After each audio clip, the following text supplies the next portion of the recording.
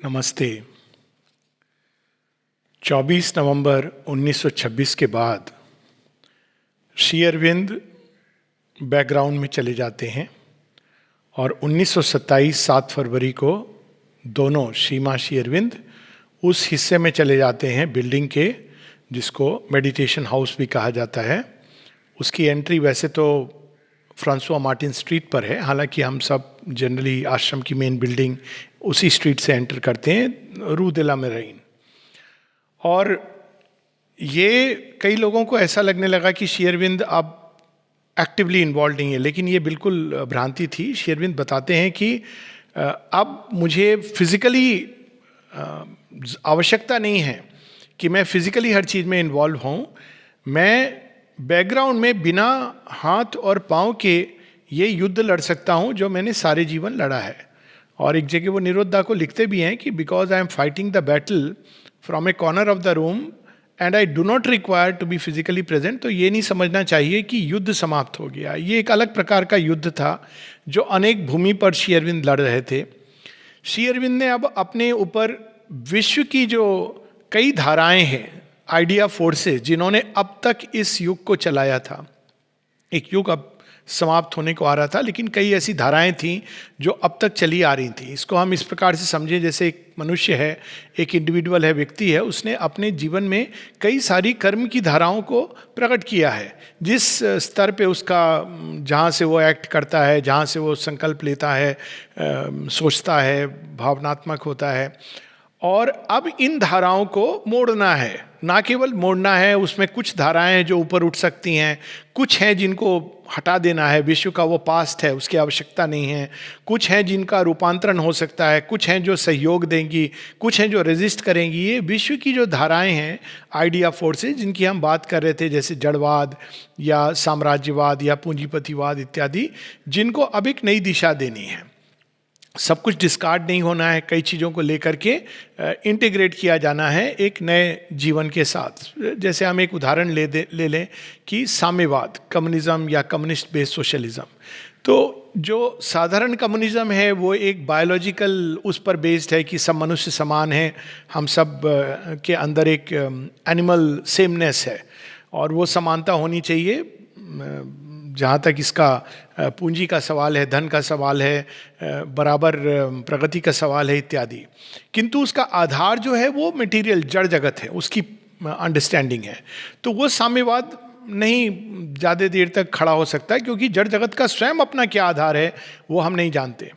किंतु यदि हम इस साम्यवाद को डिवाइन कम्युनिज्म में बदल दें, एक दिव्य साम्यवाद कि सब चीज़ का आधार एक वन सेल्फ है जो सबके अंदर है, तो वो विशाल हो जाएगा। केवल मनुष्य तक सीमित नहीं रहेगा, केवल एक पार्टी तक सीमित नहीं रहेगा, एक आइडियोलॉजी तक सीमित नहीं रहेगा, बल्कि मनुष्य, जीव जंतु, पेड़ पौधे, धरती माँ, सबके ऊपर वो समान रूप से, क्योंकि सबके अंदर भगवान है। तो ये इन धाराओं को मोड़ना। उसी तरह जड़वाद एक ठोस स्थूल जड़वाद है जो मैटर को, जैसे वो हम अनुभव करते हैं उसी को सब कुछ मान लेता है। और एक सूक्ष्म जड़वाद है जहाँ हम देखते हैं कि वास्तव में ये वो चीज़ जिसको हम जड़ समझते हैं उसके अंदर बहुत सारी शक्तियाँ खेल रही हैं। धीरे धीरे उस द्वार से हम एनर्जी के फील्ड में प्रवेश करते हैं और एनर्जी के फील्ड से हम चेतना के फील्ड में प्रवेश करते हैं। तो इस प्रकार से श्री अरविंद इन धाराओं को एक नई दिशा दे रहे थे और मोड़ रहे थे। साथ ही एक दूसरा कार्य कर रहे थे जो विशेषकर 1930 के बाद हम देखते हैं। जैसे जैसे एक प्रकार के डिसाइपल आते हैं, किंतु उसके पहले भी प्रारंभ हो जाता है, पर विशेषकर 30, 31, 32 के बाद, और वो है कॉरेस्पॉन्डेंस। कम से कम एक एवरेज श्री अरविंद के 8 घंटे केवल कॉरेस्पॉन्डेंस में जाते थे, ये मिनिमम है। और बड़े उसमें हर प्रकार के कॉरेस्पॉन्डेंस हैं जिसकी बात हम लोग शायद बाद में करेंगे। लेकिन यहाँ तक एक बार वो लिखते हैं, जब उनसे एक शिष्य कहते हैं कि आपने मेरी भेजी हुई कविता को देखा या नहीं देखा, या वो भी कहीं जाकर के किसी रेफ्रिजरेटर में रखी हुई है और हाइबरनेट कर रही है। और श्री अरविंद लिखते हैं कि यदि तुम देखो कि मेरे पास कितने सारे पत्र आ रहे हैं रोज, तो एक हार्ड कोर डिसाइपल, एक कठोर हृदय शिष्य का भी अगर वो देखे कि मेरी नाक किस प्रकार से कागज के ऊपर गढ़ी हुई है और मैं एक से एक उनके पत्र देख रहा हूँ और उनको समझने की चेष्टा कर रहा हूँ, क्योंकि कई इलेजिबल हैंड राइटिंग में है। आज की तरह तो कंप्यूटर था नहीं, उनको मुझे पढ़ना है, समझना है और सबको प्रतिक्रियाएं देनी है। कुछ दिन देर हो जाने से लोग, ये एक दूसरा पत्र आ जाता है कि इतनी देर क्यों हो गई, तो एक कठोर हृदय शिष्य का भी हृदय पिघलने लगेगा। तो ये एक दूसरा काम था जो वहाँ से कर रहे थे। ये कोरेस्पॉन्डेंस भी एक बहुत आवश्यक काम है श्री अरविंद का। और कई बार हम ये कह सकते हैं कि अगर किसी को श्री अरविंद के बारे में प्रारंभिक पुस्तकें पढ़नी है तो श्री अरविंद के लेटर्स ऑन योगा पढ़ने चाहिए। उसमें बड़े सरल शब्दों में हर एंगल से, क्योंकि जितने तरह के शिष्य थे उस तरह के प्रश्न थे और वो अलग अलग एंगल से उन्होंने अप्रोच किया है, तो उन सब के उत्तर ये वास्तव में एक एक्शन था श्री अरविंद का। ये केवल पत्राचार नहीं था कि ये पत्र लिखने से मैं उसको थोड़ा कुछ हौसला दे रहा हूँ या सहारा दे रहा हूँ या मार्गदर्शन दे रहा हूँ। ये भी एक प्रकार से विश्व के ऊपर जो भिन्न भिन्न प्रकार की प्रकृतियाँ हैं, प्रवृत्तियाँ हैं, उनके ऊपर एक कार्य था। तीसरी चीज जो हम देखते हैं कि श्री अरविंद माता जी दोनों ही करना प्रारंभ करते हैं। 1926 तक वो देव सृष्टि को जब उतार रहे थे तो मन, उच्च मन, मनुष्य के मन, मानव के अंदर जो तार्किक मन है या उच्च प्राण जहाँ भावनात्मक वाइटल है, वहाँ तक तो उतर आती थी। लेकिन जैसे ही वो निम्न प्राण और भौतिक चेतना में आती थी उसका रिवोल्ट शुरू हो जाता था।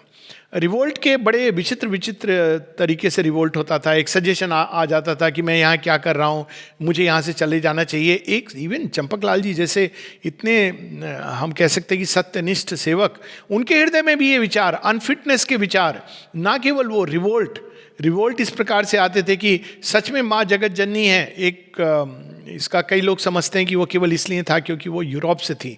ये एकमात्र कारण नहीं था। ये एक कारण कुछ लोगों के मन में रहा होगा, लेकिन इसका एक दूसरा कारण ये भी था कि अगर हम श्री माँ को अगर हम पूरे अपने हिस्टोरिकल कंटेक्स्ट में देखें तो श्री माँ के पूर्व अब थोड़ा बहुत इसका प्रचलन प्रारंभ हो गया है, जो बहुत सुंदर है। ये समय की एक धारा है। श्री माँ के पूर्व आध्यात्मिक क्षेत्र में एक गुरु के समान किसी महिला का नाम नहीं आता है। एक दो का नाम आता है जैसे मीराबाई, लेकिन मीराबाई के डिसाइपल्स नहीं थे। मीराबाई एक भक्त के रूप में जानी जाती हैं। अगर उनके कुछ शिष्य रहे भी हों जिन्होंने उनसे प्रेरणा ली हो तो वो उल्लेख नहीं आता है। किंतु जितने भी हम मास्टर्स देखेंगे, बड़ी विचित्र बात है, वो सारे मेन हैं। और इसका क्या कारण है? इसका एक कारण है कि हम वेदांत की ओर लीन किए हुए थे, वेदांत के पक्ष को हमने पकड़ा था। और ये केवल भारतवर्ष में नहीं था, सारे विश्व में ये बात थी। लेकिन श्री माँ कई चीज़ों में उन्होंने नई चीज़ें की हैं, और इसमें एक चीज़ ये थी कि श्री माँ के साथ हम पहली बार देखते हैं कि शक्ति पक्ष, एक मास्टर ऐसा प्रकट होता है धरती पर जो फेमिनाइन फॉर्म में है। लेकिन माँ अपने आप को मास्टर के रोल में नहीं मानती थी। इवन 1926 के पहले तो श्री अरविंद कोई शिष्य नहीं लेते थे, सब मित्र की तरह थे। बाद में भी वो ये कहते हैं कि इस योग में गुरु शिष्य का भाव नहीं है, एक अन्य भाव है। सब तरह से हमको भगवान के साथ जुड़ना है, ना केवल गुरु बल्कि एक शिक्षक के रूप में, टीचर के रूप में, मास्टर के रूप में, स्वामी के रूप में, मित्र के रूप में, ये सब रूप से हमको, पिता के रूप में, माता के रूप में हमको भगवान के साथ जुड़ना है। और माँ इस बात को स्पष्ट कर देती हैं कि मैं किसी की गुरु बनने नहीं आई हूँ। मेरे लिए बहुत सहज स्वाभाविक है माता बन करके सबके सामने, सबके साथ सबको स्वीकार करना। अब ये माँ और गुरु में क्या अंतर है? गुरु भगवान की केवल एक एस्पेक्ट का प्रतिनिधित्व करता है। कौन सा एस्पेक्ट? लाइट।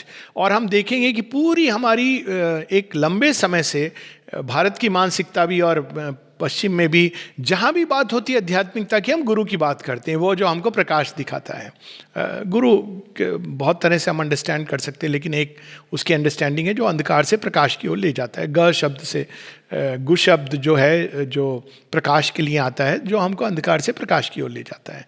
लेकिन ये योग केवल अंधकार से प्रकाश की ओर ले जाने वाला योग नहीं है, ये तो अंधकार के अंदर प्रकाश को डालने वाला योग है। पहली चीज ये है। दूसरा, ये रूपांतरण का योग है। गुरु मार्गदर्शन दे दे और शिष्य उस पर चलते हुए पहुंच जाए, ये इस योग में असंभव है। प्रारंभ में ही श्री अरविंद ये बात स्पष्ट कर देते हैं कि यदि तुमको ये योग करना है तो स्वयं को श्री माँ के हाथ में बिना किसी रेजिस्टेंस के डाल देना है। और इस योग की सीक्रेट बताते हैं। वो सीक्रेट ये बताते हैं कि कई कई जगहों पर उन्होंने अलग अलग ढंग से लिखा है। एक जगह लिखते हैं कि यदि तुम श्री माँ के नवजात शिशु के रूप में नहीं जन्म ले सकते हो, if you are not willing to be born new to the divine mother, तो ये योग तुम नहीं कर सकते। यहाँ तक कह देते हैं कि यह संभव है कि तुम्हें मन के अंदर इल्यूमिनेशंस आ जाएं, प्राण के अंदर बड़ी आश्चर्यजनक सिद्धियां आ जाएं जिनके द्वारा तुम चमत्कार कर सको, या इवन शरीर के अंदर तुम्हारे अंदर ऐसी चीज़ें प्रकट होने लगे जिनको हम लोग चमत्कारिक कहते हैं, जीवन को लंबा करना, स्वस्थ रहना इत्यादि, निरोग रखना। लेकिन यदि तुम श्री माँ के शिशु नहीं बन सके तो ये योग असंभव है। यानी ये सारी चीज़ें जिनको हम ट्रेडिशनल योग में बहुत बड़ा मानते हैं, वो रूपांतरण के योग में उनका उतनी जगह नहीं है, बल्कि कई बार ये डिस्ट्रैक्टिंग होती हैं। जब बात हुई और श्री अरविंद मेंशन करते थे इवनिंग टॉक्स में सुपरमैन की, सुपरमेंटल बीइंग की, अभी भी ऐसा होता है, तो कई लोग पूछने लगे कि इस योग का लक्ष्य क्या है, क्या सुपरमेंटल बीइंग बनना या सुपरमैन बनना है। श्री अरविंद स्पष्ट करते हैं इस योग का लक्ष्य, अगर कोई साधक ये सोच के आता है कि वो सुपरमैन बनेगा या सुपरमेंटल बीइंग बनेगा या एक योगी स्वामी इत्यादि बनेगा, तो इसका अर्थ ये हुआ कि वो अहंकार से इस योग की ओर प्रेरित हुआ है, ना कि चैत्य भाव से। और अहंकार तो विनाश की ओर ले जाता है। कई बार इस प्रकार के अनुभव हो सकते हैं जिसको समझे कि सच में, क्योंकि जब हम कोई कामना करते हैं, चाहे वो आध्यात्मिक अनुभव की कामना ही क्यों ना हो, तो हमारा मन और प्राण उस अनुभव को हमारे सामने क्रिएट कर सकता है। मन क्रिएट करे वो एक बात है, लेकिन यदि प्राण क्रिएट करता है तो कई बार हम उसमें पूरी तरह उलझ सकते हैं, जिसको Shri Aurobindo valley of intermediate glimmer या मध्यवर्ती अवस्था कहते हैं, जिसमें एक बार व्यक्ति उलझा तो निकलना बहुत मुश्किल होता है। इसीलिए वो बार बार कहते हैं कि इस योग का एक ही मूल मंत्र है, to remain psychically open to the Mother. ये कहते हैं कि ये साधना की चीफ सीक्रेट है। और आगे ये कहते हैं कि यदि तुम चैत्य भाव से श्री माँ के प्रति खुले हो, उनकी सेवा और उनके प्रेम के प्रति प्रस्तुत हो और अभिप्सारत हो, तो तुम्हें कुछ नहीं करना है, सब कुछ तुम्हारे अंदर सीमा करेंगी। If you remain psychically open to the Mother, then all that is required is done for you by the Mother herself. This is one of the chief secrets, the central secret of this yoga. यानी इस योग की जो मुख्य secret है, जिन्होंने श्री माँ को पकड़ लिया या सीमा से अपने आप को पकड़ लेने दिया, ये एक बात वो स्पष्ट करते हैं। किंतु ये रेजिस्टेंस लोगों के अंदर आते थे। इसका एक कारण जो मैंने बताया कि एक वेदांत और एक पहली बार जगन माता, एक मुस्लिम डिसाइपल थे दारा, उनका पूरा परिवार आया था, तो उन्होंने भी ये प्रश्न किया कि मैं तो अपनी माँ को, फिजिकल मदर को ही सब कुछ समझता हूँ। तो शीमा बताते हैं कि स्पिरिचुअल मदरहुड क्या है, और वो कहते हैं कि आध्यात्मिक मदरहुड में वो सब कुछ है जो मानवीय माँ में है, किंतु उससे कहीं अधिक और कुछ है। तो ये तो हमारी जन्म जन्म की माँ है, हम कैसे उनको विस्मृत कर सकते हैं? कैसे हम ये सोच के भी चल सकते हैं कि ये टेम्पररी जो हमारी पर्सनालिटी है, जो टेम्पररी हमारा देह बना है, जो आज है कल चला जाएगा, और जन्म जन्मांतर हमारी अलग अलग माँ पिता ये सब आते हैं, हम उनको कैसे समकक्ष रख भी सकते हैं उन जगत जननी माँ के जो जन्म जन्मांतर हमारे साथ हैं, हमारे सब सुख दुख लेती हैं, साथ में उठाती हैं, जो हमको ना केवल मार्ग दिखाती हैं, अपनी गोद में हमको लेकर के पहले उंगली पकड़ के चलना सिखाती हैं, और जहाँ हम गिरते हैं, आहत होते हैं, वहाँ हमको अपनी गोद में लेकर के आगे चलती हैं। तो कोई कंपैरिजन नहीं है, किंतु इस प्रकार के रेजिस्टेंस, इस प्रकार के प्रश्न करते थे। और तीसरा कारण इस रेजिस्टेंस का था जो निश्चेतना के अंदर वे सारे रिवोल्टेड बीइंग्स जो जानते थे कि अगर जगत जननी माँ ने ये योग अपने हाथ में ले लिया तो निश्चित रूप से रूपांतरण होगा। तो ये एक अनकॉन्शियस रेजिस्टेंस है, ये भी मनुष्यों में कई बार आता है, और वो भेद करना शुरू कर देते हैं। ये श्री अरविंद हैं, इवन मैंने आश्चर्यचकित होकर सुना है, कई लोग, कुछ लोग जो यहाँ पढ़े बड़े हुए, और उन्होंने एक पब्लिक प्लेटफॉर्म पर इस प्रकार की बात करना कि श्रीमा श्री अरविंद की एक डिसाइपल थी, जिसको श्री अरविंद ने स्वयं कहा है कि the Mother is not a disciple of Shri Aurobindo, जब उन्हीं की वाणी में है।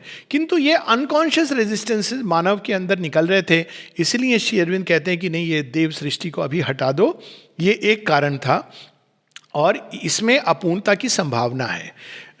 अब हम सॉलिड काम करेंगे तो एक काम जो दोनों करते हैं वो अब पार्थिव जगत, मैटर में, फिजिकल कॉन्शियसनेस में, और उसके भी नीचे अवचेतन और निश्चेतन में उतरना प्रारंभ करते हैं। तो वो सारे अनुभव चले जाते हैं और उसकी जगह एक हार्ड वर्क प्रारंभ होता है।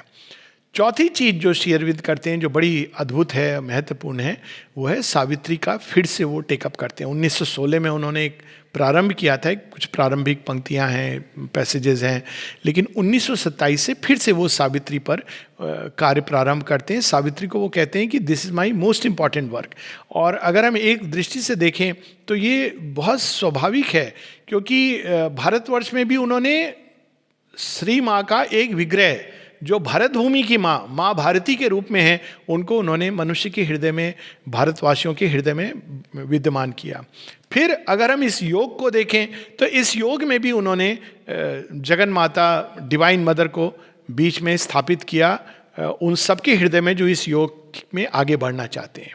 और सावित्री के माध्यम से उन्होंने श्री माँ की चेतना को दूर दूर तक, जो लोग शायद नहीं जानते माँ श्री अरविंद के बारे में, कई कारणों से जानना नहीं चाहते या केवल एक पुस्तक के माध्यम से आगे बढ़ना चाहते हैं, तो उनके लिए सावित्री उन्होंने प्रकट की, जो श्री माँ की शक्ति, श्री माँ का ही उसमें सब कुछ है, बखान है, श्री माँ का ही वर्णन है, उनकी स्तुति है, उनका गुणगान है, उन्हीं की चेतना है जो उन्होंने शब्दों के माध्यम से, वाणी के माध्यम से उन्होंने प्रकट की है मनुष्य मात्र के लिए। तो ये सारे काम श्री अरविंद पीछे जाकर के और अतिमानसिक चेतना को भूमि पर लाने का कार्य वो कर रहे थे। और वहीं उन्होंने सब आश्रम का और मनुष्यों के अंदर जो एक बहुत जरूरी काम है, क्योंकि मनुष्य को लिंक बनना है। अगर मनुष्य तैयार नहीं है तो अतिमानसिक चेतना यदि आ भी जाती है और मनुष्य तैयार नहीं है तो वो क्या करेगी? या तो वापस चली जाएगी, और या फिर वो आकर के अगर प्रयास करेगी, जब मनुष्य तैयार नहीं है तो मनुष्य टूट जाएगा। क्योंकि वो एक, कई बार लोग श्री अरविंद से पूछते थे कि आप अपनी सुपरामेंटल फोर्स क्यों नहीं यूज़ करते हैं, तो श्री अरविंद बताते हैं कि मैं अगर सुपरामेंटल फोर्स का प्रेशर डालूंगा तो मनुष्य उसको सहन नहीं कर पाएगा। वो इट्स लाइक न्यूक्लियर एनर्जी का उपयोग एक साधारण सी चीज़ को ठीक करने के लिए, तो मैं उसका उपयोग नहीं करता हूँ क्योंकि मनुष्य उसको सहन करने में सक्षम नहीं है। तो वो कार्य माँ ने अपने ऊपर लिया और उन्होंने आश्रम में, एक प्रकार से ये आश्रम नहीं है, ये दिव्य माँ की सृष्टि है, इसीलिए आश्रम को हम मानव मन से नहीं समझ सकते हैं अगर हम कितना भी प्रयास करें, क्योंकि ये मानव मन की सृष्टि नहीं है। श्री अरविंद बताते हैं कि इसमें कोई मेंटल प्लानिंग थी ही नहीं। ये नहीं था कि अच्छा हम इस समय, नॉर्मली लोग जो माइंड से ऑपरेट करते हैं वो कैसे करते हैं कि अच्छा हमको एक आश्रम प्रारंभ करना है, तो उसके लिए वो धन इकट्ठा करते हैं, अलग अलग जगह बनाते हैं, फिर लोग आते हैं, एनरोल करते हैं। लेकिन ये इस प्रकार हुआ ही नहीं। आश्रम में कोई भी डिपार्टमेंट, ये एक स्वतः एक अभिप्सा जागी और इस प्रकार से डिपार्टमेंट हुआ। एक दो उदाहरण हम लोग ले लें। जब लोग आए तो कंस्ट्रक्शन वर्क की आवश्यकता थी, तो कंस्ट्रक्शन डिपार्टमेंट प्रारंभ हुआ। चूंकि लोग थे तो खाने की आवश्यकता थी, तो डाइनिंग रूम प्रारंभ हुआ। और सब में जाके एक डिसाइबल था, उसको फिजिकल बॉडी बिल्डिंग करना था, तो डम्बेल लेके उसने एक्सरसाइज शुरू की। उस छोटी सी बिगनिंग से पूरा आज इतना सुंदर फिजिकल एजुकेशन का डिपार्टमेंट प्रारंभ हुआ। जब बच्चे आए तो स्कूल प्रारंभ हुआ। तो एक प्रकार से ये जैसे जैसे धरती के अंदर कोई अभिप्सा या भूख जाग रही थी, माँ वैसे वैसे व्यंजन बना के परोस रही थी। क्योंकि जब पहली बार उन्होंने जापान में ये देख लिया था कि यदि मैं सब कुछ बना करके सामने रख दूं स्वर्ण थाल में भी, तो मनुष्य उसका तिरस्कार करेगा। तो अभिप्सा जागनी जरूरी थी। और जैसे जैसे वो जाग रही थी, माँ वो प्रस्तुत करती जा रही थी। एक दूसरा कारण ये भी था आश्रम बनाने के पीछे, जो सीमा बताती हैं। एक जगह तो वो बताती हैं स्वप्न है भगवान का, ए ड्रीम, कि एक ऐसा स्थान हो जहाँ हम लोग बिना किसी भेदभाव के रह सके, जहाँ धन लॉर्ड नहीं हो, जहाँ पावर पोजीशन को महत्व ना दिया जाता हो। एक ऐसा स्थान जहाँ सब लोग समान रूप से रहें, सबके लिए समान अपॉर्चुनिटीज़ हों, समान संभावनाएं हों, और जितनी भी हमारी बाहर लड़ने की टेंडेंसीज हैं उन सबको हम अपने अंदर अपने अहंकार और कामनाओं को लड़ने में लगा दें। ये एक बहुत सुंदर माँ का डॉक्यूमेंट है, a dream, I think volume 12 में है या 13 में है। बहुत सुंदर डॉक्यूमेंट है। बाद में ये ऑरोविल में भी प्रकाशित हुआ, लेकिन ओरिजिनली ये आश्रम के लिए श्री माँ ने लिखा था। फिर और भी वो बताती हैं आश्रम के बारे में कि ये क्या है। श्री अरविंद दिखते हैं कि एक लेबोरेटरी है। किस प्रकार की लेबोरेटरी? जहाँ भिन्न भिन्न तरह के जितने भी ह्यूमन बींग्स हैं, क्योंकि सारी पृथ्वी तो बुलाई नहीं जा सकती, लेकिन पृथ्वी के एक एक रिप्रेजेंटेटिव बींग, यानी अगर हम देखें तो इसी को शायद पुराने समय में ये कहते थे कि हमारा गोत्र क्या है, और गोत्र की इतनी इंपॉर्टेंस होती थी। गोत्र क्या है? अगर हम देखें तो 14 ऋषि या जितने भी नंबर के ऋषि थे, वो एक एक ऋषि प्रतिनिधित्व करता था एक विकास की धारा का, lines of descent of consciousness. और उसके बाद जितने भी उसकी, चाहे वो पैतृक संतान हो या दत्तक संतान हो या उसके आध्यात्मिक क्षेत्र में, आश्रम में इस प्रकार से जो डेवलप करते थे वे हों, वे उस गोत्र को बिलोंग करते थे, यानी वे उस धारा को लेकर आगे बढ़ा रहे। जैसे भागीरथ के बारे में हम देखते हैं कि वो उनके पिता पितामह जो जिस कार्य में लगे हुए थे उस धारा को भागीरथ आगे बढ़ाते हैं। इस प्रकार से अलग अलग लाइंस ऑफ डिसेंट हैं। तो मनुष्य को अगर हम स्पिरिचुअल दृष्टि से देखें, नॉट ह्यूमन पर्सनालिटी के रूप में, लेकिन एक प्रकार का संयोजन है जिस नेचर एक पैटर्न्स में बनाती है मनुष्यों को, और वो पैटर्न्स श्रीमान श्री अरविंद जानते हैं। तो एक व्यक्ति है जिसके अंदर मन बहुत डेवलप्ड होगा, लेकिन मन की कठिनाइयाँ भी होंगी। ये भी वो बताती हैं कि इस प्रकार का नेचर का बड़ा सुंदर संयोजन है कि जहाँ हमारी कठिनाई है वहीं हमारी रियलाइजेशन की संभावना भी है। और यदि हम उस कठिनाई को जीत लें तो हमारे लिए बाकी सब सरल सहज हो जाता है। और वो कहती हैं कि ये एक प्रकार की ग्रेस है। अगर सबके अंदर सब तरह की कठिनाई हो तो बहुत कठिन होगा।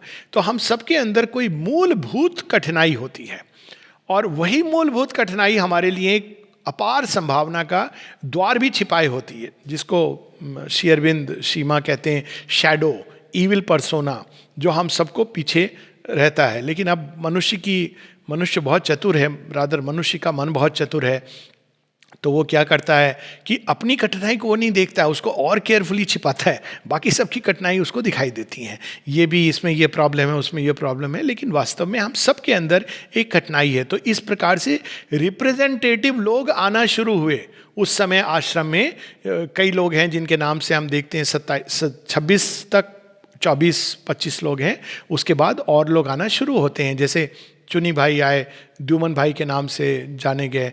अमल किरण अपनी वाइफ के साथ आए, उनकी वाइफ का नाम ओरिजिनली दौलत था, और श्री अरविंद ने अमल किरण का भी नाम कुछ और था, केकू भाई, दमजी भाई केडी सेठना, लेकिन उनका नाम दिया गया था अमल किरण क्लियर रे। ये नाम जो दिए जाते थे, इसके पीछे भी एक कारण था कि वो नाम एक प्रकार से नए जन्म का प्रतीक था, और उनके अंदर इस संभावना का प्रतीक था। वो ये नहीं था कि वो ऐसे हैं, किंतु वो ऐसे बन सकते हैं।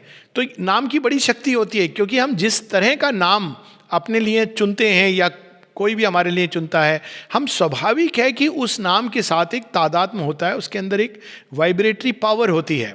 तो उन्होंने अमल किरण, अब ये एक संभावना थी जो हम देखते हैं बाद में कैसे फलित भी होती है। उनकी पत्नी का नाम उन्होंने दौलत था, लेकिन पत्नी का नाम उन्होंने ललिता दिया था। ललिता जो राधा की एक सहेली में से हैं।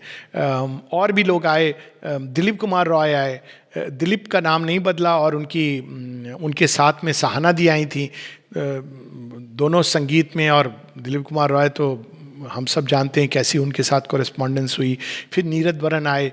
ये सारे जो भिन्न भिन्न लोग आए, अनेकों आए, एक कोई नाम नहीं है। और ये सब एक प्रकार से रिप्रेजेंटेटिव थे, जिनके अंदर एक कठिनाई थी और जिनके अंदर एक संभावना थी, और सीमा ने उनके ऊपर कार्य करना शुरू किया। तो सीमा की कार्य करने की शैली क्या थी? 4-5 चीज़ें वे करती हैं, अभी भी वही करती हैं। और क्यों अभी भी करती हैं, इसका प्रमाण अभी श्री अरविंद के एक पत्र में है। किसी ने पूछा कि सीमा कैसे क्या करती हैं जब वो किसी को स्वीकार करती हैं। तो श्री अरविंद कहते हैं कि वो उसके अंदर अपना एक इमिनेशन डाल देती हैं, यानी अपने ही अंदर से एक भाग निकाल के उसके अंदर डाल देती हैं। तो डिसाइपल ने पूछा कि इमिनेशन क्या है? तो कहते हैं इमिनेशन कोई डेप्यूटी नहीं है, वो कोई सेकंड वो नहीं है, वो ही है, माँ है। लेकिन उन्होंने स्वयं को इस प्रकार से शिष्य के अंदर डाल दिया है जो उस शिष्य के विकास के लिए आवश्यक है। अब देखिए ये कितनी अद्भुत बात है जो स्पिरिचुअल लिटरेचर में हम कहीं नहीं सुनने को मिलती है, कि हर शिष्य के अनुसार श्री माँ अपना एक विग्रह, अगर हम शब्द यूज करें, वो डालती हैं जो हर एक को उसके मार्ग से ले जाता है। यानी इस योग में हर व्यक्ति अपने मार्ग से चलता है। और फिर आगे जो श्री अरविंद लिखते हैं कि ये अभी तक हम कह सकते हैं और हमेशा लागू रहेगा। वो कहते हैं, तुम क्या समझते हो श्री माँ अपने फिजिकल बॉडी से बंधी है? कदापि नहीं, वो अपनी चेतना से स्वयं को ही डाल देती हैं। इसी प्रकार से जैसे जब किसी ने पूछा कि फोटोग्राफ के बारे में, माँ कहती है फोटोग्राफ में मैं ही हूँ। यहाँ तक कि श्री अरविंद, किसी डिसाइपल ने कहा कि मैं दूर हूँ, बम्बई में हूँ, नहीं आ सकता, तो क्या मैं श्री माँ के चित्र को देख करके ध्यान करूँ? श्री अरविंद कहते हैं कि बिल्कुल, यदि तुम श्री माँ के चित्र को देखकर ध्यान करोगे तो तुम उनकी चेतना के संपर्क में आ जाओगे, क्योंकि उन चित्रों के अंदर स्वयं श्री माँ विद्यमान है। तो इस प्रकार से उनकी जो कार्यशैली थी बिल्कुल भिन्न थी। ऐसे नहीं कि वो कोई आया, उसको गुरु मंत्र दे दिया, उसके बाद तुम ध्यान करो और बाकी मैं तुमको गाइडेंस दे दूंगी। श्री माँ स्वयं उसके साथ चली जाती थी। दूसरा, जिनको डिसाइपल नहीं भी स्वीकार किया, बहुत सारे लोग हैं जो श्री माँ के शिष्य नहीं बनना चाहते हैं, या कॉल नहीं है, या तैयार नहीं है, किंतु कहीं ना कहीं उनके अंदर एक आकर्षण है। श्री माँ कहती है उनके साथ में एक बंधन में अपने आप को बांध देती हूँ, एक टाई है, और वो जो बंधन है वो केवल पौंडीचेरी तक सीमित नहीं है। एक बड़ी सुंदर माँ की वाणी है जिसमें आई एम विद यू। वो कहती हैं कि वो तुम कितने भी दूर हो, फ्रांस में हो या इस विश्व के दूसरे कोने में हो, किसी अन्य देश में हो, अमेरिका में हो, लेकिन ये जो संबंध है ये सदैव बना रहता है। तो एक संबंध। दूसरा, वे लोग जो इस योग के प्रति उनकी कॉलिंग है, उनके अंदर वो अपना एक भाग डाल देती हैं। तीसरा, वो अपने शिष्यों को एक कुकून में, ये उस समय की बात है, बाद में जैसे जैसे चीज़ें इवॉल्व हुई उनकी बात हम लोग बाद में करेंगे, एक पूरे कुकून में डाल देती थी। और उसके कारण जो कुछ उनके अंदर हो रहा था, इवन जब डिसाइपल छिपाता था तो वो माँ के सामने प्रकट होता था, बिल्कुल एक चित्र की तरह उनके सामने आ जाता था। यहाँ तक कहती है माँ कि जब तुम डूबते हो तो मैं इस किनारे नहीं खड़ी होती, मैं तुम्हारे साथ डूबती हूँ। तो ये और एक चीज करती थी माँ की, पूरी तरह डिसाइपल के साथ अपनी चेतना को आइडेंटिफाई कर लेती थी। इसका अर्थ है कि जो कुछ भी उस डिसाइपल के अंदर कठिनाइयाँ थी वो अपने ऊपर लेती थी और उस विष पान को करती रहती थी, जिसके कारण हम देखते हैं कि 1930-31 अराउंड दैट पीरियड या 32 एक प्रार्थना है माँ की, जिसमें वो कहती हैं कि मैं हॉरर ऑफ फॉल्सूट के अंदर चली गई हूँ, प्रेयर्स एंड मेडिटेशन में है, और इस कार्य के चलते मैं नरक के अंदर चली गई हूँ और वहाँ पे मैं पुकार रही हूँ और आपका आश्वासन मिल रहा है कि आई विल कम। तो ये वास्तव में जब वो डिसाइपल्स के अंदर काम कर रही थी तो इस प्रकार से आइडेंटिफाई कर जाती थी कि डिसाइपल को भी कि उसकी सारी कठिनाइयाँ, सारा विष, सारी प्रॉब्लम्स अपने ऊपर लेती थी। केवल कार्मिक प्रॉब्लम्स नहीं, केवल उनको नहीं, वो तो माँ लेती ही हैं। उसके लिए तो कहती हैं कॉल इज एनफ, तुम्हारे कर्म सारे काटे जा सकते हैं, लेकिन एक केवल कॉल की जरूरत है, एक सच्ची कॉल की। वो तो एक साधारण बात थी श्री माँ के लिए, लेकिन वो उसके नेचर की, चारित्रिक गठन की वे कठिनाइयाँ जो ना जाने कितने जन्मों से उसका पीछा कर रही हैं। जैसे किसी ने सुसाइड किया हुआ है और वो 3 जन्मों से उसके ऊपर उसके दाग हैं, कभी कभी ये 7 जन्मों तक ये रहते हैं, ये प्रवृत्ति बन जाती है। उन चीज़ों को माँ अपने ऊपर ले करके उनको समाप्त कर रही थी। तो माँ का जो कार्यशैली थी इतनी भिन्न थी, और इसीलिए श्री अरविंद कहते हैं कि जो भी श्री माँ की तरफ मुड़ा हुआ है, all who are turn to the Mother are doing my yoga, उन्होंने इतना सरल कर दिया। लोग कहते हैं श्री अरविंद का योग कठिन है, और मुझे लगता है कि वो इसलिए कहते हैं क्योंकि उन्होंने या तो पढ़ा नहीं है या इस योग पे चले नहीं हैं, या केवल उनको दिव्य जीवन के बारे में मालूम है। लेकिन श्री अरविंद का योग इतना सरल है। श्री अरविंद कुछ एक पत्र हैं कि यदि तुम डिवाइन मदर के ट्रूली एक बच्चे बन जाते हो तो सब कुछ तुम्हारे लिए श्री माँ कर देंगी। If this yoga can only be done if one is willing to become a child, new born of the divine mother. फिर एक जगह कहते हैं अपने आप को श्री माँ के हाथों में डाल दो और पूरी तरह उनके प्रति सेवा के द्वारा, भक्ति के द्वारा, अभिप्सा के द्वारा खुल जाओ, और किसी चीज़ की आवश्यकता नहीं है। फिर एक जगह कहते हैं कि जो भी श्री माँ की तरफ मुड़े हैं वो मेरा योग कर रहे हैं। तो इन सब तरीकों से सीमा कार्य कर रही थी। और ये केवल अंदर का कार्य नहीं था, वो उसको फिजिकली भी कर रही थी। जैसे एक आश्रम के प्रारंभ में 1927-28 के करीब 27 में एक सेरेमनी शुरू हुई थी। सेरेमनी नहीं, सेरेमनी एक शब्द है, किंतु चूंकि इस योग में सारे एस्पेक्ट्स इंक्लूडेड हैं, केवल ही अंदर का योग नहीं है, इसलिए हम देखते हैं कि आश्रम में बहुत सारी एक्टिविटी जैसे जैसे डेवलप की, जैसे जैसे अभिप्सा हुई, क्योंकि सब कुछ योग युक्त अवस्था में करना है। तो इसका उदाहरण श्री मां स्वयं दे रही थी कि हर चीज़ को कैसे योग के द्वारा करना है। जब डाइनिंग रूम में भोजन की सेवा प्रारंभ हुई, तो ये नहीं था कि भोजन तो तुम्हारे बॉडी को मेंटेन करने के लिए है, तुम्हें अपने शरीर को स्वस्थ रखना है, बाकी साधना करनी है। ये बाकी शब्द नहीं है इस योग में, क्योंकि सब कुछ साधना है। पहले डाइनिंग रूम आश्रम की मेन बिल्डिंग के अंदर ही था, तब साधक नहीं थे। आई थिंक 33 में या ऐसे कुछ ये डाइनिंग रूम, अब जहाँ डाइनिंग रूम है वहाँ पे ये शिफ्ट हुआ क्योंकि साधक बढ़े। और जब ये आश्रम के अंदर था तो अलग अलग डिशेस पहले तो यही लोग बनाते थे जो श्री अरविंद के साथ आए थे। फिर 2 गुजराती लेडीज़ आई, उन्होंने बनाना शुरू किया और डिशेस अलग अलग बनती थीं अलग अलग दिनों पर, और उनको डिस्ट्रीब्यूट किया जाता था। लेकिन केले को स्वयं श्री मां अपने हाथों से देती थी, यानी वो केवल बता करके संतुष्ट नहीं है, वो अपने हाथों से दे करके उसको एक प्रकार से इनिशिएट कर रही थी, अपनी शक्ति को जोड़ रही थी इन सभी डिपार्टमेंट के साथ। तो हम ये देखते हैं कि कैसे आश्रम के कण कण में उनकी छाप पड़ी हुई है। तो इसी संदर्भ में एक सेरेमनी होती थी, सूप सेरेमनी। अब सूप सेरेमनी क्या है, हम लोग जानते हैं इसको एक प्रकार से और नहीं भी जानते हैं। भारतवर्ष में इसकी परंपरा है जिसको हम कहते हैं चरणामृत, यानी चरण धो करके। एक प्रसाद की परंपरा है। प्रसाद में हम क्या करते हैं कि भगवान को भोग लगाते हैं, उसके बाद हम सबको वितरित करते हैं। इसकी परंपरा वेस्टर्न मिस्टिसिज्म में भी है, क्रिश्चियनिटी में भी है, जिसको अब वो भूल गए हैं। ट्रांस सब्स्टिट्यूशन, जहाँ कहते हैं कि क्राइस्ट जब ये कहते हैं कि मेरा फ्लैश और ब्लड मैंने तुम लोगों को दिया है इस रोटी के साथ, तो ये वास्तव में क्या है कि भगवान अपनी मटेरियल चेतना का एक हिस्सा हमें देते हैं ताकि हमारी सेल्स में भी उन्हीं की फिजिकल बॉडी का अंश जा सके। तो ये प्रोसेस इस प्रकार से होती थी कि आश्रम की अगर हम दैनंदिनी देखें तो सुबह 4 बजे से माँ का दिन प्रारंभ होता था। कुछ डिपार्टमेंट के लोग आते थे, 6 बजे उनका प्रणाम के लिए लोग आते थे। ये प्रणाम का अपना कई सारे एस्पेक्ट्स हैं, जैसे जैसे ये चेंज हुआ उसके बाद में फिर उनके इंटरव्यूज़ होते थे। फिर दोपहर को माँ जहाँ अभी प्रॉस्पेरिटी है उधर आ जाती थी, अलग अलग जगहों पे आती थी और वहाँ पे कुछ वार्तालाप होती थी, किसी के कुछ प्रश्न होते थे और वहीं पर फिर डिसाइपल्स के साथ माँ खेल खेलती थी, क्योंकि सब प्रकार से। तो एक और खेल में क्या करती थी, जैसे कुछ फूल अरेंज होते थे और सबको वो एक एक फूल उठा करके उन्होंने दे दिया। हम लोग शुभ सेरेमनी पर आएंगे क्योंकि वो शाम को होती थी। तो फूल उठा करके वो दे देती थी डिसाइपल्स को और फिर माँ के मन में उन फूलों के साथ एक वो स्वयं अपने मन में सेंटेंस बनाती थी और फिर डिसाइपल्स को कहती थी अब तुम एक सेंटेंस बनाओ। अब देखिए कितनी अद्भुत बात है। माँ क्या कर रही है, नॉर्मली हम लोग योग करते हैं, अब माँ अपने उस उनके मन के अंदर जो है, यानी दिव्यता के अंदर जो भाव है, उसको वो डिसाइपल के अंदर डाल रही हैं कि वो कितने ग्रहणशील हैं और कैसे वो उसको रिसीव करते हैं। ये फूलों से सेंटेंस बनाने की हम लोग इसको थोड़ा सा पढ़ेंगे। बड़ी अद्भुत ये स्टोरीज हैं स्पिरिचुअल गेम्स की। तो इसको फ्लावर गेम कहा जाता था। जैसे एक सेंटेंस था,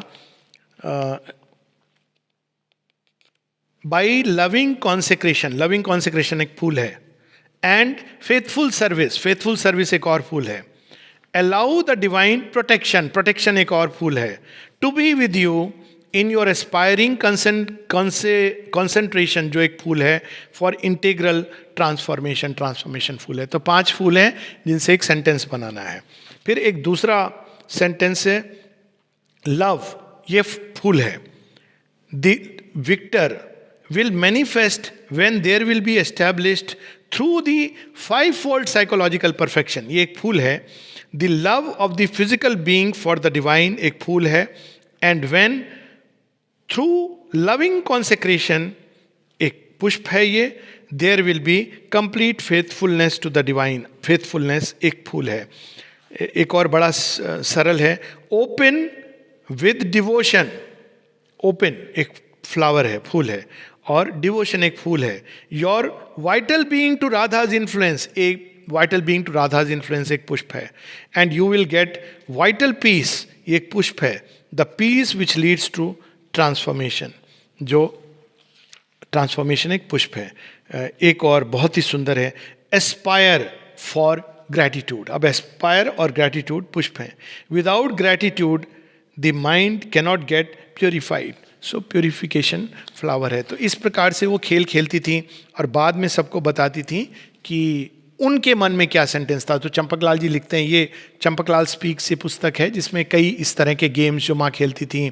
फिर उसके साथ में वो व्हाट डू यू वांट, तो उसमें भी वो डिसाइपल के अंदर एक वर्ड डालती थी, एक सेंटेंस अभिप्सा डालती थी. अब उसमें देखिए किस तरह से कुछ लोग, और सब अलग अलग ढंग से. ये योग ऐसा नहीं है कि जिसमें समरस सब लोगों को भगवान के पास जाना है, मुक्ति चाहिए, नहीं, सबके लिए ये अलग अलग अभिप्सा और सबको माँ पूरी करती हैं. अब देखिए व्हाट डू यू वांट, ये भी एक खेल माँ खेलती थी. तो अमल किरण लिखते हैं, an all surrendering love by which the whole vital being becomes purified and one pointed. एक ऐसा प्रेम जो सब कुछ अपना समर्पण कर दे, जिसके द्वारा वो पवित्र और एकनिष्ठ हो सके. वहीं पवित्रदा लिखते हैं, full conversion and consecration of the physical consciousness. भौतिक चेतना का पूरी तरह कन्वर्शन, भगवान की चेतना में उसका बदलना, और कॉन्सेक्रेशन उसका यज्ञ स्वरूप पवित्र होना. और वास्तव में हम देखते हैं कि इसीलिए शायद पवित्रता पूरी तरह अपनी चेतना को फिजिकल सेल्स तक माँ के अंदर डाल सकी, यानी ये उनकी एस्पिरेशन फुलफिल हुई. Liberation from all sexual impulses and desires. कोई ऐसी चीज़ नहीं थी जो लोग सीमा श्री अरविंद से पूछ नहीं सकते थे कि नहीं हम इसके बारे में नहीं पूछ सकते, ये तो मेरे लिए ये पूछना अच्छा रहेगा. बिना, माँ तो माँ है, बिना लाज शर्म के लोग पूछते थे और श्री माँ श्री अरविंद वैसे ही उनको उत्तर देते थे. और ये उत्तर केवल वर्बल नहीं होता था, बहुत लोग अनुभव करते थे, अभी भी अनुभव करते हैं कि जैसे ही वो माँ श्री अरविंद को कुछ लिखते हैं उनके अंदर से वो चीज़ जाने लगती है. अब देखिए दत्ता जो साथ में आई थी श्री माँ के, to be taken right into the beyond in surrender, या Amritda, I pray constantly to Him to give me the realization of the harmony between the inner and the outer, that I may devote myself entirely and truly to the mother. फिर उन्होंने एक बार ये प्रश्न किया कि योग क्या है, तो बड़ी इंटरेस्टिंग डेफिनेशन है. अमल किरण कहते हैं, हृदय के अंदर एक ग्लो और ऊष्मा को आपके संबंध में अपने अंदर महसूस करना. अमृत कहते हैं मेरी चेतना का श्री माँ की चेतना के अनुरूप रूपांतरण होना. चंपकलाल कहते हैं सदैव माँ के अंदर निवास करना और श्री माँ की इच्छा जानना. और नौलनीदा कहते हैं डिविनाइजिंग लाइफ, जीवन का दिव्यीकरण. तो ये हम लोग जब इसको देखते हैं तो पता चलता है बार बार जिसका क्वेश्चन श्री अरविंद कहते हैं कि इस योग का लक्ष्य सुपरमैन, सुपरामेंटल बीइंग, स्वामी, योगी, गुरु बनना बिल्कुल नहीं है. इस योग का लक्ष्य है श्री माँ का शिशु बनकर सदैव श्री माँ के अंदर निवास करना, उनके लिए जीना, उनके लिए सारे एक एक श्वास को अपनी अर्पित करना. ये इस योग का लक्ष्य भी है और इसका मार्ग भी है. सुपरमैन, सुपरामेंटल बीइंग, इन चीज़ों के कॉन्सिक्वेंस है. जो अनुभव होते हैं ये इनके कॉन्सिक्वेंसेस है. अनुभव की चाह फिर से एक बार हमको अहंकार की दिशा में ले जाती है. कौन से अनुभव आएंगे, नहीं आएंगे, होंगे, नहीं होंगे, और ये वास्तव में हमारे शास्त्रों में है. तो इसी उसमें यही तो सरेंडर है राधा का और गोपियों का. और उसी उसमें कंटेक्स्ट में लास्ट में आती थी सूप सेरेमनी. तो सूप सेरेमनी शाम को होती थी. एक इजिप्शियन और ग्रीक मिस्ट्रीज का वातावरण था जिसमें चंपकलाल जी एक बड़े से पतीले में लाते थे सूप, गर्मा गर्म सूप, और ढक्कन से वो ढका होता था. फिर उसको कवर हटा करके वो रख देते थे. श्री माँ अपने दोनों हाथों से उस पर बहुत देर तक ध्यान करती थी, कंसंट्रेट करती थी, अपनी ही चेतना को उसके अंदर डाल रही हैं. फिर प्रत्येक डिसाइपल अपना अपना कप लेके आते थे. सबकी अपनी जगह थी, निश्चित थी, और अपना अपना कप था. तो वो लाते थे, उसमें श्री माँ डालती थी सूप, फिर उसको वो टेस्ट करती थी, एक अपने होठों से लगाती थी, फिर उस डिसाइपल को दे देती थी. अब देखिए यही तो प्रसाद है, यही इसी चीज की बात है। अब वो जब टेस्ट करके वो डालती देती हैं डिसाइपल को, तो अपनी भौतिक चेतना का जो सबसे मोस्ट मटेरियल कॉन्शियसनेस, उसका उसमें कुछ डाल रही थी। इसीलिए हमारे यहाँ कहा गया है कि महात्माओं का या सिद्ध पुरुषों का जब हम झूठा खाते हैं तो उनकी चेतना का कुछ भाग हमारे अंदर चला जाता है। और ये एक केवल सिद्ध महात्माओं का नहीं है, किसी का भी। अगर हम इसीलिए इसी से निकला था कि हर किसी का झूठा नहीं खाना चाहिए, क्योंकि अगर किसी के अंदर, ये एक सुपरस्टिशन नहीं है, क्योंकि अगर कोई व्यक्ति है जिसके अंदर चेतना में काफ़ी कलुष है, उसके साथ जब हम भोजन शेयर करते हैं या अपनी चीज़ें शेयर करते हैं तो वो एक इंटरचेंज होता है, और हमको बहुत सचेत रहना है कि हम किसके साथ क्या आदान प्रदान कर रहे हैं। किंतु ये एक आदान प्रदान था जो साक्षात जगत जननी माँ के साथ शिष्यों का हो रहा था। यानी इसमें एक ही लूजर थे और वो थे भगवान, और बाकी सब विनर थे। तो ये, लेकिन ये रेजिस्टेंस की बात है कि शिष्यों को कई शिष्यों को बहुत आनंद हो, उनके इतना चेंज अनुभव करते थे। लेकिन एक डॉक्टर सज्जन भी थे जिनको ये लगा कि ये अनहाइजीनिक है, और उसके बाद श्री अरविंद ने और माँ इसमें जो अपनी भौतिक चेतना को डालती थी, तो माँ की फिजिकल बॉडी बहुत तरह से, उसमें बहुत तरह की कठिनाइयाँ प्रारंभ हो गई। तो श्री अरविंद ने इसको बंद कर दिया, क्योंकि वो जानते थे कि माँ सबकी कठिनाइयाँ इसके द्वारा अपने अंदर ले रही हैं, लेकिन यदि मनुष्य तैयार नहीं है। ये एक फेज था आश्रम का जो हम देखते हैं कि 1932 तक चलता है, और उसी के साथ 1929 से 31 के बीच में एक कन्वर्सेशंस होते हैं श्री माँ के, जो अलग अलग डिसाइपल्स के कक्ष में होते थे, जहाँ लोग उनसे पूछते थे कि योग क्या है, और श्री माँ बताती हैं योग क्या है। फिर धम्मपद के ऊपर भी उनकी उसमें बाद में कन्वर्सेशन ऐड हुई हैं। तो अगर किसी को ये जानना है कि श्री माँ का योग क्या है, कैसे हम प्रारंभ करें, कैसे इस योग पर बढ़ें, ट्रांसफॉर्मेशन क्या है, तो एक पुस्तक अगर पढ़नी है तो 1929 से 1931 के कन्वर्सेशंस हैं, जो कलेक्टेड वर्क्स ऑफ मदर के वॉल्यूम 3 हैं। उसमें श्री माँ ने प्रारंभ में ही, जब एक शिष्य पूछता है कि आप हमें कुछ योग के बारे में बताएंगी, और माँ कहती हैं तुम क्यों योग करना चाहते हो, वो इम्पॉर्टेंट है। क्या तुम एक योगी बनना चाहते हो, क्या तुम दूसरों की सहायता करना चाहते हो, क्या तुम अनुभवों को चाहते हो? तो यदि ये चीजें हैं तो अभी तुम तैयार भी नहीं हो इस योग के लिए। तो तैयारी क्या है योग की? क्या सच में तुम अपना जीवन भगवान के लिए जीना चाहते हो? क्या भगवान ही तुम्हारी सत्ता का सब कुछ है? तब तुम इस योग के लिए तैयार हो। और इसी में दो बातें छोटी सी और, जिसके साथ हम लोग समाप्त करेंगे। क्या रूल थे आश्रम के उस समय? श्री अरविंद से अगर कोई पूछता था तो कई सब जगह ये होता है, यम नियम, ये करना है, ये नहीं करना है। लेकिन उस समय के आश्रम में, उस समय के डिसाइपल्स के लिए श्री अरविंद ने एक बहुत फ्रीडम दे रखी थी, और वो कहते थे कि बिना फ्रीडम के सुपरमैन नहीं बनाए जा सकते। और कहते हैं कि मैं फ्रीडम में विश्वास करता हूँ, even freedom to make mistakes and learn for oneself. बिना उसके कोई भी चीज़ ऑथेंटिक नहीं हो सकती। लेकिन एक नियम था जो उन्होंने दिया था सब डिसाइपल्स को, वास्तव में वही ओरिजिनल नियम है जिसको हमें स्मरण रखना चाहिए। Always behave as if the Mother is looking at you, for indeed she is always present. सदैव इस तरह से व्यवहार करो मानो श्री माँ तुम्हें देख रही हैं, क्योंकि वास्तव में वो सदैव तुम्हारे पास हैं, सदैव तुम्हारे साथ हैं। और आगे कहते हैं, डू नथिंग, थिंक और feel nothing that will be unworthy of her presence. कुछ ऐसा मत सोचो, कुछ ऐसा मत करो। अब अगर हम इसका बस स्मरण रखें कि श्री माँ हमारे साथ हैं, तो अपने आप इस स्मरण मात्र से हमारे जीवन में परिवर्तन और रूपांतरण आना शुरू हो जाएगा। तो ये आश्रम का मेन रूल था जिसको लोगों को फॉलो करना था। बाकी सबको एक फ्रीडम दी जाती थी और सबको सबके अनुसार श्री माँ ले जाती थी। और इसी समय 1927 में श्री अरविंद माता पुस्तक, वास्तव में वो छपती है 1928 में, लेकिन 1927 में एक दर्शन मैसेज के रूप में पहला चैप्टर जो माता पुस्तक का है वो दिया जाता है। फिर चैप्टर 2, 3, 4, 5 वे पत्र के रूप में हैं, अलग अलग लोगों को पत्र लिखे हैं, एक ही व्यक्ति को पत्र लिखे, ये 4 पत्र हैं। और फिर जो 6 चैप्टर है वो श्री अरविंद ने अलग से लिख करके उसको ऐड किया है। तो इस प्रकार माता पुस्तक के 6 चैप्टर हैं, और इसका लास्ट का भाग हम लोग पढ़ करके सदैव स्मरण रखेंगे। माता पुस्तक जो एक प्रकार से बीज मंत्र है, इस योग के बारे में जो कुछ चाहिए सब इसमें है।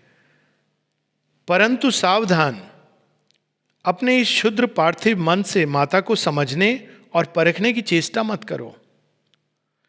मन का यह स्वभाव है कि वह अपने नाप और मान से, अपने संकीर्ण तर्क वितर्क और प्रमादी धारणा से, अपने अथाह दर्प भरे अज्ञान और अपने तुच्छ ज्ञान की सर्वोपरि मान्यता से समझना और परखना चाहता है उन चीजों को जो सर्वथा उसकी कक्षा से बाहर हैं।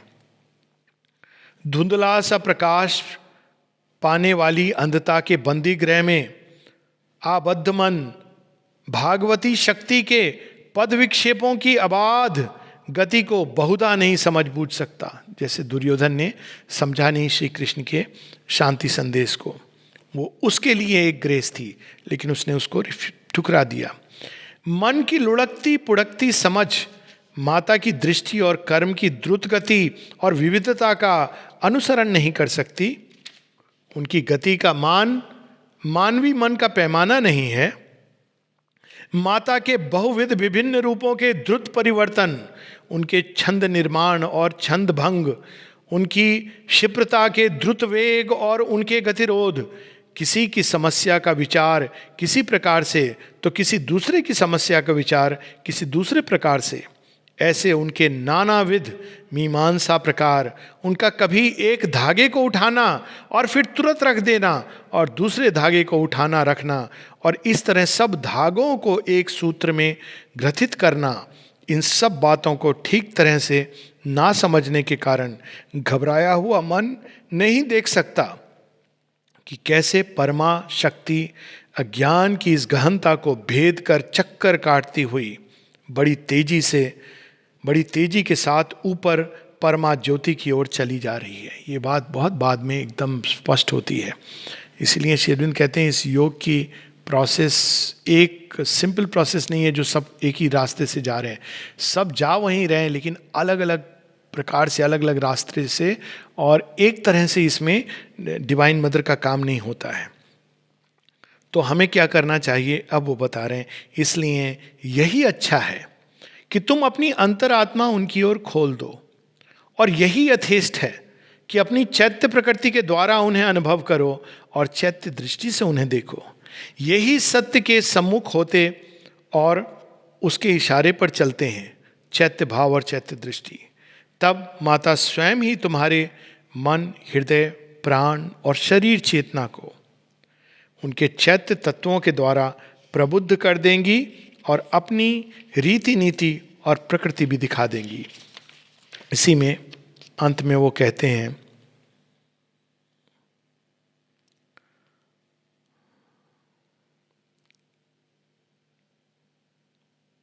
केवल माता की ही शक्ति, कोई मानवीय प्रयास और तपस्या नहीं, आच्छादन को छिन्न और आवरण को विदीन कर पात्र को स्वरूप में गढ़ सकती है और इस अंधकार और असत्य और मृत्यु और क्लेश के जगत में ला सकती हैं सत्य और प्रकाश और दिव्य जीवन और अमृतत्व का आनंद। नमस्ते।